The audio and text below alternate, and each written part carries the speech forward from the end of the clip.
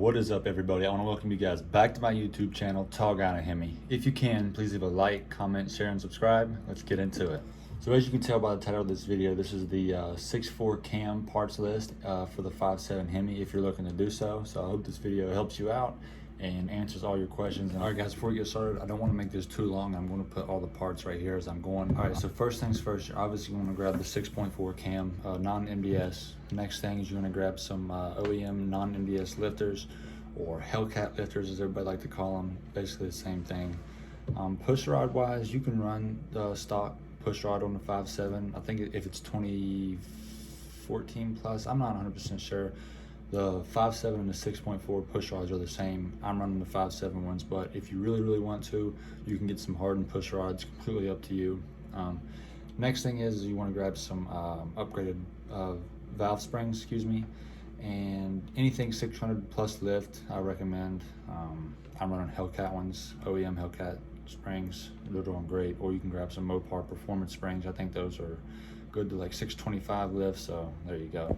You also want to go ahead and grab yourself a cam bolt, a new cam bolt, just to be safe, because when you're removing the old cam and putting the new one back in, it's just good to have an extra cam bolt in case something goes wrong. So you're going to go ahead and grab yourself some NDS delete plugs. You can just find those online really anywhere. They're all over the place. All right, moving on to the gaskets. So the first thing you want to get is a water pump gasket, valve cover gaskets, timing cover gaskets, head gaskets. Also the intake manifold gaskets. And while the motor's already torn apart and you're upgrading the camshaft, you might as well go ahead and upgrade the oil pump. You can go with a Hellcat oil pump or a melling oil pump. Both of them are really good. You can also get yourself a timing chain set depending on the miles of your car. It's completely up to you. Definitely want to grab yourself a new belt. And while the heads are off on it, I mean, this is kind of like a little thing to do while the heads are already off. It makes it much easier. You grab yourself some locking header bolts on Amazon, pretty cheap.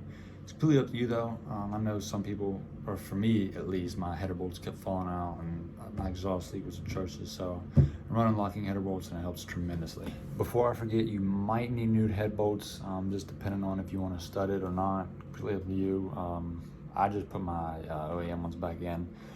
They're fine, honestly. Until I go boost, I'm just gonna run the OEM ones. Another important thing with the cam swap is you don't need a phase limiter or a lockout. You actually lose power with this camshaft if you install that, so none of that is needed whatsoever. All right guys, so that's really the parts list of everything you need to do the cam swap. If you decide to do it yourself, there's a few other things that you'll need. The ATI, not the ATI, excuse me, you'll need a damper puller. You can rent that at AutoZone. You can do the spring remover, for the heads, take the springs off, valve springs, all that good stuff. Hope this video helped you guys. No, it was short, just wanted to get that information out to you guys so you guys can get that in case you want to do the cam swap yourself. So I appreciate you guys watching this video. If you can, please leave a like, comment, share, and subscribe. I'll see you in the next one. Peace out.